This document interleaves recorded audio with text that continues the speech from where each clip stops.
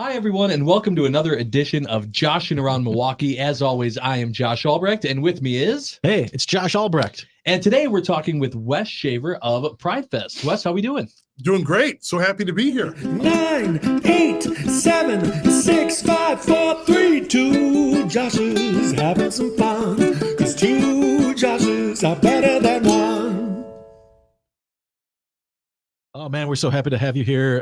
Wonderful having you in studio to do some joshing around Milwaukee with us. We've got a lot of fun stuff to talk with you about, and some events that you're involved with, and some cool projects you're involved with here in the Milwaukee community. But I'm starting things out right away. A hard-hitting question. This one's going to get you right away. All right. Milwaukee's got a lot of cool things going on right now. It's a city with a ton of energy, a ton of excitement going into summer of 2024. And so we're asking all of our guests, what's giving you fresh city vibes right now? What's the cool thing? What's the latest thing you're exploring? What's something cool and hip and vibrant that you've been a part of? Boy, it's hard to pinpoint one thing, but I'm really excited about being so involved in Milwaukee's food and beverage scene. Yeah. Milwaukee is, so I'm from Cleveland, Ohio, and I am passionate about like Rust Belt cities, Midwestern cities. I love the local pride that the people have for their city. And I've been in Milwaukee now for 21 years, and I've always really connected with the local sense of pride and that people have here.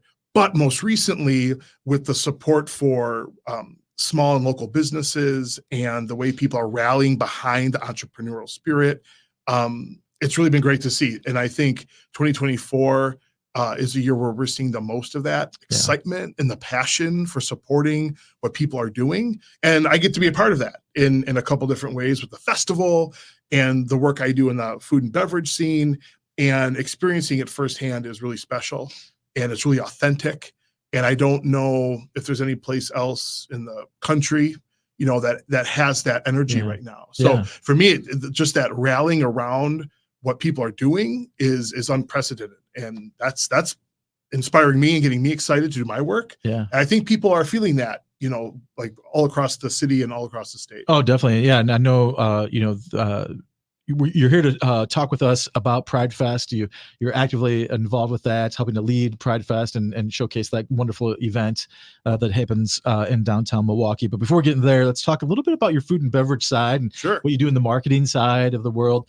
What's something cool happening this year in that space for you that you'd like to tell the listeners about? Sure. So I have a boutique consulting ship where I get to help folks with a lot of their branding and marketing and programming and promotional aspects of their businesses. And I'm really fortunate to work with a really well-known restaurateur and entrepreneur, Kristen Idle, who just a year ago purchased the majority stock in Bel Air Cantina, which is, we're opening one in Green Bay, which is really exciting this year. I didn't know that. That's fantastic. Yeah. Very So cool. it'll be the 7th Bel Air location in the state, which is exciting. But we announced actually just a year ago that she was opening up her first concept on her own, which is called Margot.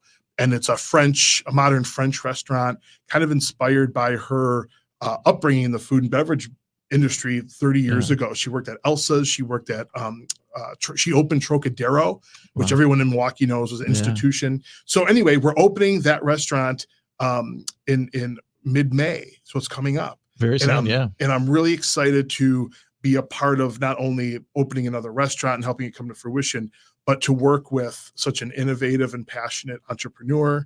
It's my first time working with a female-led team, solely female-led team. And that's really exciting to me, for that kind of different experience and to see the thought processes and intentionality that a female-led team brings to a project is really cool. So Margot's opening up. That's something really cool. I'm stoked about. And I think it's a restaurant that the city's been craving, pun intended. And I think people are going to be wowed when they walk in. Yeah, I love that. I like to think that going to a restaurant sometimes is like a little mini festival. So you can put your festival hat on when you're having to plan for a restaurant, right? Like, there's drinks, there's good food, there's always some sort of music playing, right? It's a whole experience. It's an experience right? going to a restaurant. It's when it's well thought out, it's a whole that's a whole night out really sometimes for people. And so it's got to be so much fun to help get that from the ground floor and see it grow and get ready for that first opening nights. It's got to be a lot of fun. Yeah, it is. In my career, I've been doing food and beverage work for about 18 years now.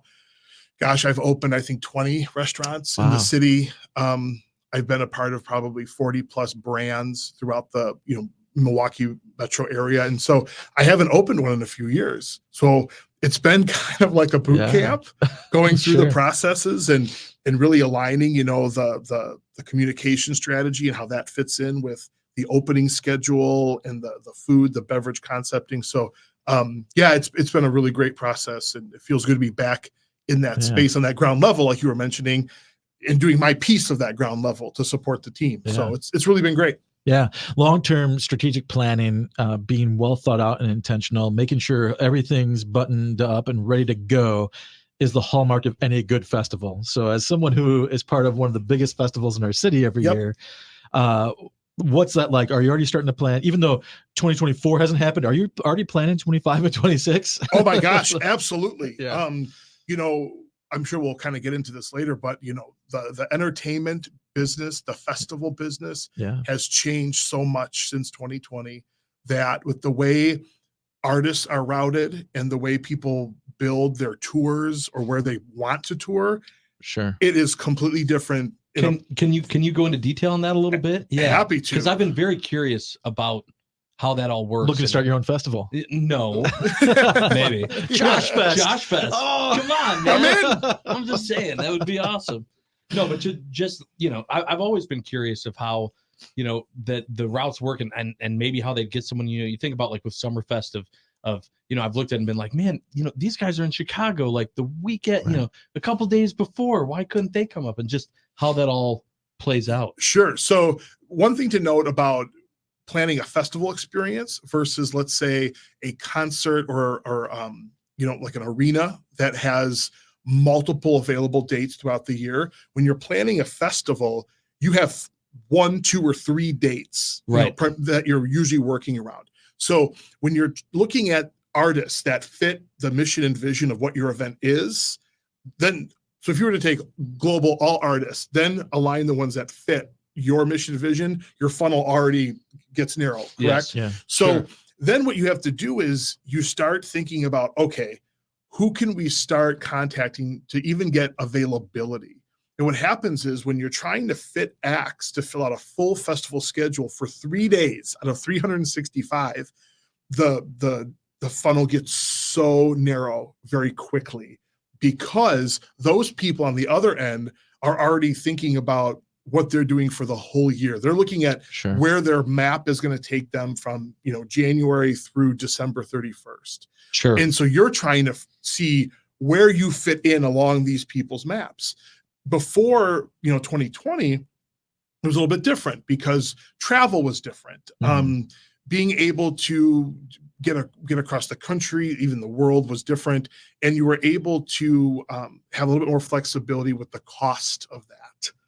Since the pandemic, that makes sense. The increased expenses for travel and the narrowing of flight schedules and how people get around completely changed the way that tour managers and event people book acts.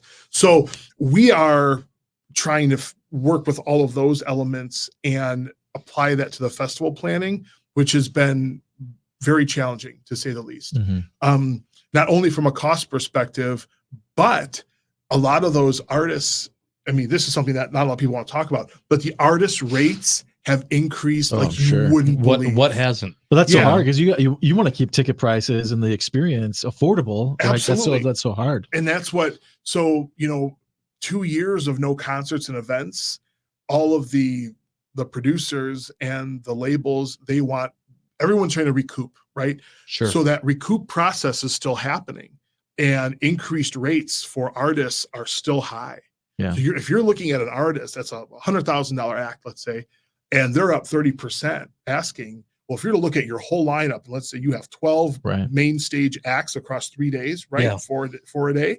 Well, if all 12 acts are up 25 to 40% of their asking price of pre-2020, holy cow, look at how that impacts your operating expenses to produce an event. Right. Yeah. That's tough. So it's so yeah, in a roundabout way to answer your question, we are definitely already looking at 2025. We're looking at 2026, and because we started planning 2024 in late 2023, some of the acts that we really were interested in were unavailable already in 2024. Oh wow! So we said, all right, yeah, we got to earmark. Yeah, first through 10th of June 2025. Can you please put brackets around those dates for Milwaukee Pride Fest? We're interested. Can we start having earlier conversations? So yeah, do you have is there a dream headliner that it would be like, oh man, money's like, look, money's not an option, routing dates aren't anything. If you could pick any artist, do you have one in the back of your head to be like, I would do anything for that artist? Yeah. Well, the problem is, this is how crazy it is. Yeah. I'm afraid to even say it, because if one of the entertainment venues in town know that we want that artist, they'll be like, oh, the Pride Fest wants that act. Jump on. We're gonna book them here, and we're gonna be able to charge a premium for the ticket. Yeah, isn't that crazy? That's amazing. I'll tell you it's Beyonce. Yeah, for sure. Or actually, okay, Pink. There you go. Yeah. Pink is one that we would love to have. Sure. But at the investment for an artist like Pink, an artist of that level, those arena touring artists. Those are arena artists. And Pride Fest, our event space, actually doesn't have the infrastructure to even have an artist. So maybe not size. Now. Yeah, maybe in a couple years. Couple years. So what I will share with you is the BMO Pavilion at the Summerfest grounds. Yeah, that has been a bucket list stage for us to want to book an act on. Just imagine you're at Pride Fest. We do this one-off event, and it's a beautiful June night, and you have Pink on the BMO Pavilion with the lake behind you. It's a June day, sun setting. So perfect weather. So I'm already there. Yeah, so that pavilion would be our space to do that style act, and we're getting there. Like I mean, hey, Maya this year. I already told my wife, I was like, Maya. Yeah. Well, even my good friend Sarah Pancari from Summerfest, we ran into each other at the Visit Milwaukee event, the logo unveiling, and first thing she said to me was Maya. And so I mean, it's cool that Pride Fest has some of these acts that are making all types of people around the city go, oh my gosh, that's what you're looking for. So we saw that one, and we were like, oh, we gotta call up our friends from out of town, let them know they should come in on that day. And Icona Pop is coming too this year, which is very cool. Cool. Great radio bops that they have that people can really rally behind. Who are some of the other headliners this year that people should be paying attention to, or maybe haven't heard that they're coming yet? Sure. So we haven't announced. We're in the process of announcing our dance pavilion. So we have the main stage, which is our Skyline main stage, which has your traditional, bands and musical acts on there. But we have the dance pavilion, which is Wisconsin's largest dance party. I mean, you're talking like 5,000-6,000 people in the pavilion, all like going nuts. Incredible. Electronic music, drag queens, fire throwers, acrobats. Like, it's crazy in there, right? And so we're excited. We have new leadership in that area. Her name is Jorna Taylor. She's been a longtime member of our team, but she brought her passion for music festivals to that experience now. And so we're really rethinking how we book entertainment there. So for 2024, we're announcing our headliners soon, and the one that I'm most excited about, which I'll share, it's DJ Minx. DJ Minx is one of the original women of wax from Detroit. Oh wow! And she's coming to headline Pride Fest. Nice. Like I'm gonna fanboy out over this because I'm such a huge fan of Motown. Yeah, I mean, Detroit's impact on music in general. So to have one of the original female DJs of wax of that era in the 80s come throw a party at Pride Fest. Yeah, that's gonna be super wild. Cool. Yeah. So that's what makes Pride Fest cool, is that on one night you can have literally Icona Pop and Maya, and then we're gonna close out the dance party with some a legend like DJ Minx, original woman of wax. That's so amazing. The eclectic nature of the performances and the people that they reach and connect to, all within our festival operates 28 hours. So within 28 hours of a festival experience, you get to see these people from all corners of the world. And so that's what I'm the most excited about. I'm excited for DJ Minx. I think it's going to be wild. I think it's going to be, and I think it's going to be really inspiring to a lot of people to see this female person of color who paved the way for electronic music, DJs, musical artists. I think for a lot of our festival attendee, they're going to see that person and go, wow, like we're in the presence of a legend. So that's what I'm excited for. I love that. That's amazing. And Pride Fest has really solidified itself as sort of one of the kicks off summer a little bit for Milwaukee. Yep. Give us a little bit of the background, the history of how that came to be, and what it means to be sort of the first big festival, first big party of the season. Sure. So, Pride Fest's first festival was in 1988, and it was a park event, and it moved around between Veterans Park and Cathedral Square and in Juneau Park and in those areas. And in 1996, it moved to Henry Maier Festival Park. And that was at that time, it was a big deal because, in the mid 90s, LGBT organizations and people were still fighting for a lot of civil and human rights, right? And just in discrimination.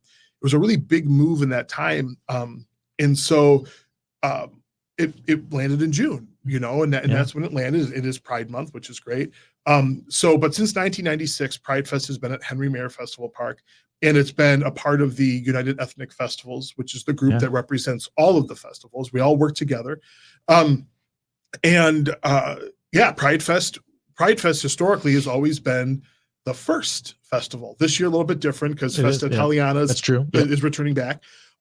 But even though they might be the first, we all know that summer starts at Pride Fest. It just is what it is.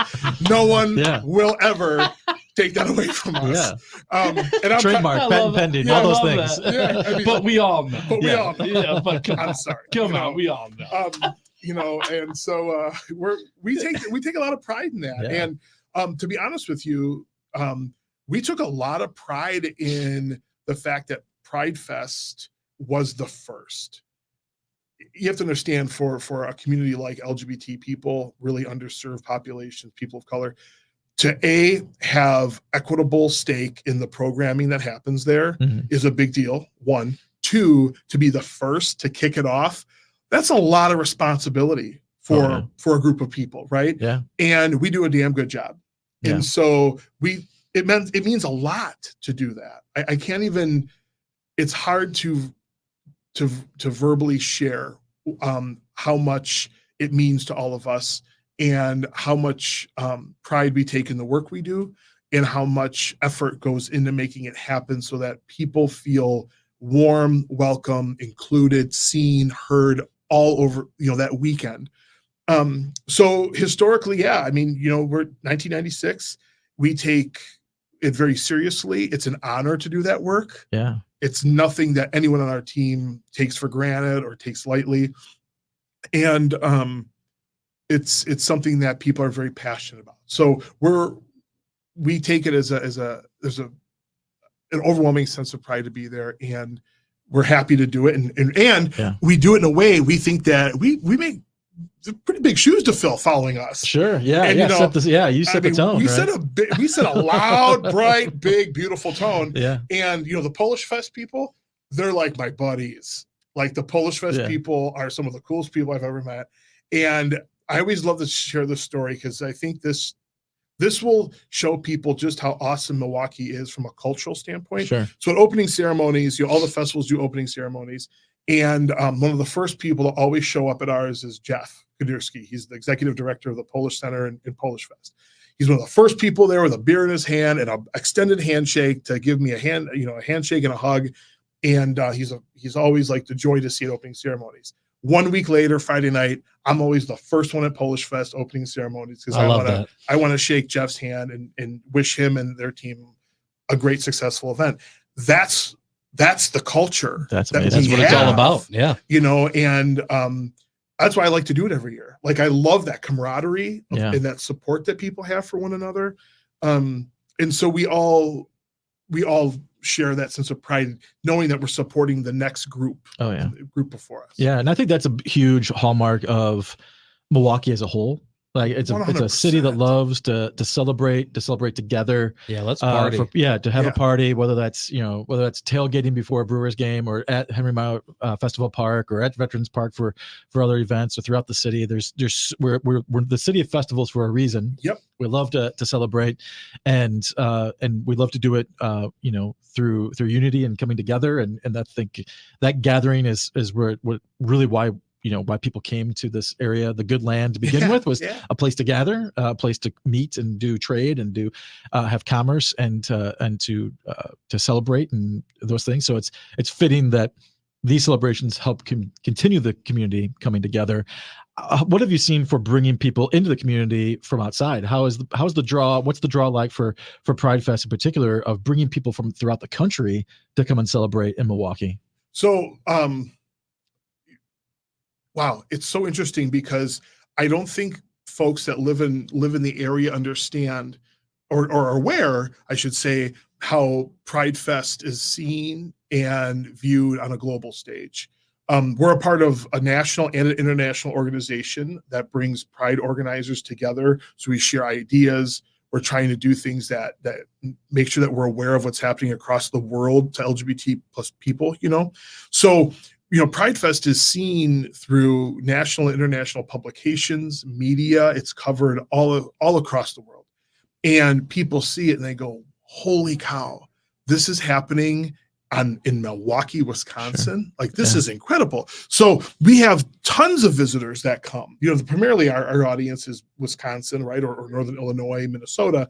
But our international population probably makes up about, I would say, 8 to 10% of our overall. That's cool. And our website traffic comes from all over. All over, yeah. So it's exciting to see that. And it's exciting to see people find so much respect and admiration for the city. Yeah. Because they come and they see this beautiful festival park and go, wow, check this out. Yeah. But then they spend the weekend. And then, because we're tagged in so many people's social media content, we see the hotels they're staying at. We see the restaurants they're going to before they come down to the grounds, or on parade day, whatever. So it's always impressive, but it's always really so rewarding to see those positive, experiences. Yeah. I think the other part of that too is, we kind of talked earlier about the eclectic nature of the programming. And for our event in particular, it's really, really important to pay attention to the age groups within the space. Sure. Because we can sometimes forget about our friends that are 50 years and up. So we have a lot of people that travel from all over the state that are older LGBT plus people, because they don't get to experience LGBT spaces in rural parts of the state. So they come down for the weekend and they get to experience the festival and how it's evolved, right, over its last 30 plus years. But then we also get to have programming that is relatable to them. So it's very thoughtful on knowing that people come from all over to experience the festival. Yeah. So creating content and entertainment and experiences that will connect with them is a huge piece of the puzzle, which is why that element of people traveling keeps increasing, because they know that it's a consistent experience that's not just for the people that live in the city that are under 40 years old, that like a particular style of music or experience. Yeah. And that's really helped. Yeah. I mean, any great festival is generational, right? Like you get multiple generations coming together and people, experiencing, hearkening back to memories of the 90s when it was starting, right? Like all those things. And going back into the 80s. So you carry those memories, you carry those traditions, and that's a big part of most festivals, is that traditional element. Mm-hmm. So if I'm going to go this year, I'm going to bring friends, family to partake. There's got to be a few things that are on your list. They're like, you can't miss, a couple of day festival. Let's be honest, I might get a little tired. I might need a nap in between, right? Yeah, but what should I not miss? What's maybe those top 3 things that you definitely want to circle the calendar or circle that time slot for? Sure. So before I identify those few things, I want to share, last year around 3:00 on Saturday of the festival, I'm walking the grounds and I'm looking around, and I'm noticing an increased number of family units. And the family units are, same-sex couple with their children, but then there's, a traditional couple next to them. I looked around, I'm noticing how probably 40 to 45% of our audience were clearly identifying as non-LGBT people. Sure. And it's because of the family component that we have all day Saturday. It's because of that intergenerational component. Mhm. And as you see younger people, coming out or identifying within that LGBT space, but have older guardians. Mhm. So we're seeing, what would be a grandparent with a teenager or high schooler at the festival. Oh, nice. Yeah. So you're seeing these Yeah. shifts. And what I realized was that, in that moment was that these people that are here for family day that brought, a sibling who is married with kids too. It's not just an event for LGBT people anymore. It's an event for people to celebrate coming together. Yeah. Getting a festival experience that's Yep. different than Summerfest or German Fest or Brady Street Days, right? And so the reason why I wanted to open with that to answer your question is, I think a must visit part of the day is that Saturday day part, because you're going to see our children's and family stage. You're going to see the playground filled with all these bright, energetic, fun kids, and they're all having fun. And you're going to be able to experience how that experience is normalized for these people. Yeah. See, a lot of LGBT families, there's still a lot of fear of doing the traditional thing. Something as simple as going to an ice cream shop as a family to grab ice cream on a sunny day. There's still this always kind of looming fear that you're going to be discriminated against or something's going to happen. Sure. But when you're down there on Saturday and it's family day, and Yeah. our friends at Shake Shack are doing an ice cream social, free ice cream for kids, and all these kids are walking around with like dripping ice cream cones, parents running around with napkins. Yeah. It's something to see. So anyway, I think experiencing that Saturday day part, we have usually the Brewers are there, the Bucks are there with mascots. They're signing autographs and they're giving, there's kids playing with basketballs and there's ice cream. It's just this wonderful day. Yeah, and so the entertainment's awesome. Yeah. I would say highlight any act that you think would be interesting, but that Saturday day part for me is just so cool. It's something that you really need to experience. Yeah, I love it. It's a very very inclusive and fun and That's welcoming great. space. So, Beyond the free ice cream for kids, what's another can't miss culinary experience at the festival? oh my gosh. Yeah, boy. That's we're a party festival, so like we have great food, we have all the standards, but our bars are really fun. Good, yeah. We get to work with great partners that make that happen. So like, believe it or not, this is okay. You know what? This is a feather in my cap. We're partners with Kylie Minogue's wine company. Nice. Very cool. When's she gonna perform? Well, we have a couple cardboard cutouts. Yeah. So far, that's So what remember when you said negotiations. 25, 26? Yeah. That's right. But actually, that's been talked about. But no, so like, I think it's just really cool that when you're at our festival, you get to enjoy and experience new spirits and a really fun atmosphere that way. So I'd say come on down and try a Kylie Minogue, mimosa, because that's something that not many places have in the city or state. Yeah.